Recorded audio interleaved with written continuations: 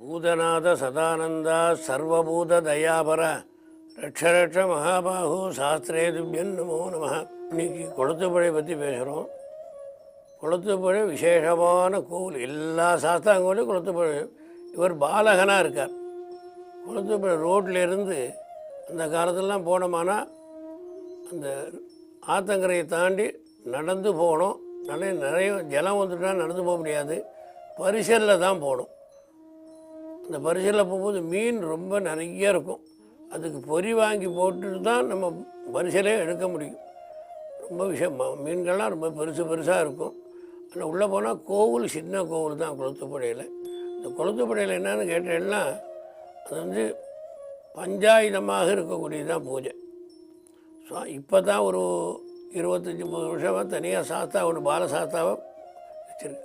முன்னாடி பஞ்சாயுத பூஜை, அது 5-6 கல்லாக இருக்கும். அதை தர்பையினால் சுற்றி வச்சுருப்பா. அதுக்கு வெள்ளியினால் இது போட்டு வச்சுருக்கிறது. அங்கே கொளுத்துப்படை பாலசாஸ்தா ரொம்ப என்ன கேட்டாலும் கொடுக்கக்கூடியவர். சாஸ்தாக்களில் பிரம்மா விஷ்ணு ஒருத்தன் சேர்ந்து இருக்கிறதுனால தான் சாஸ்தாட்ட இவ்வளோ ஈடுபாடு வரத்துக்கு காரணமே. பஞ்சாயுதங்கிறதுக்கே எப்படின்னு கேட்டீங்கன்னா இதுக்கு ஒரு கதை கூட உண்டு. ஸ்ராவண மாதத்தில் எடுத்து பாத்ரபத மாதம் எடுத்துட்டேன்னா விநாயகர் சதுர்த்தி, அதுக்கப்புறம் ஆஸ்வீஜ மாதம் அம்பாளுக்கு விசேஷம், நவராத்திரி போக்கெல்லாம் வருது. அடுத்தது கார்த்திகம், திருவண்ணாமலை சிவனுக்கு ரொம்ப விசேஷம். மார்கசீர்ஷ மாதம், மார்கழி மாதம் வந்ததுன்னா அது விஷ்ணுவுக்கு ரொம்ப எடுத்தது. தை மாதம் மகர சங்கராந்தி, மகர மாதம் சூரியன் அங்கே இருக்கிறதுனால சூரியன். இந்த பஞ்சாயுதமாக இருக்கக்கூடிய அந்த கொளுத்துப்படையில் ஒரு ராஜா ஒருத்தர் வந்தார். அவர் அந்த காலத்திலலாம் பணமுடிப்பு தான் நிறைய உண்டு. அந்த பணமுடிப்பை கட்டிட்டு அப்படியே குளித்தார். அந்த கொளுத்துப்படை ரிவரில் குளிக்கும்போது அந்த மீன் அந்த அந்த ரூபாய் எடுத்துன்னு போயிடுது, அந்த பணமுடிப்பை. இவர் குளிச்சுட்டு போய் பார்க்குறாரு, ஒன்றும் கிடைக்கல. சுவாமிகிட்ட போய் நின்னோமானா இந்த மாதிரி எனக்கு கிடைக்கல, நான் எடுத்து அந்த பணங்கள்லாம் போட்டு திருப்பி எடுத்துகிட்டு போகிறதுக்கு எனக்கு ஒன்றும் தெரியல, ரொம்ப கஷ்டமாக இருக்குது அப்படின்னு அந்த நம்பூதிரியோட கனவுல தோன்றி இந்த மாதிரி அந்த மீன் பிடிக்கிறவங்கிட்ட இருக்கும், போய் பாரு அப்படின்னா அந்த மீனை அன்றைக்கி அறுத்தோடனே அதில் பணமுடிப்பு இருந்திருக்கு. அது விசேஷமாக கொண்டு கொடுத்தோடனே இவருக்கு கிடச்சது ரொம்ப சந்தோஷம். இன்றைக்கும் கோவிலில் போனீங்கன்னா கொளுத்துப்படை கோவிலில் தங்க மீன் ஒன்று தொங்க விட்டுருப்பா. அதுக்கு எது காரணம் அப்படின்னு கேட்டாலும் இந்த மீன் தான் எடுத்து கொடுத்தது தெரியணுங்கிறதுக்கு வேண்டி தங்க மீனை. இந்த கொளுத்துப்படையில் என்னன்னு கேட்டீங்கன்னா நிறைய யட்சிகள் உண்டு. யட்சி தான் யட்சி காவுலே பேர் நாகராஜா உண்டு. குழந்தைகள் இல்லாதவன் அங்கே போய் சர்ப்ப சாந்திகள்லாம் பண்ணலாம். விசேஷமான இடம் அது.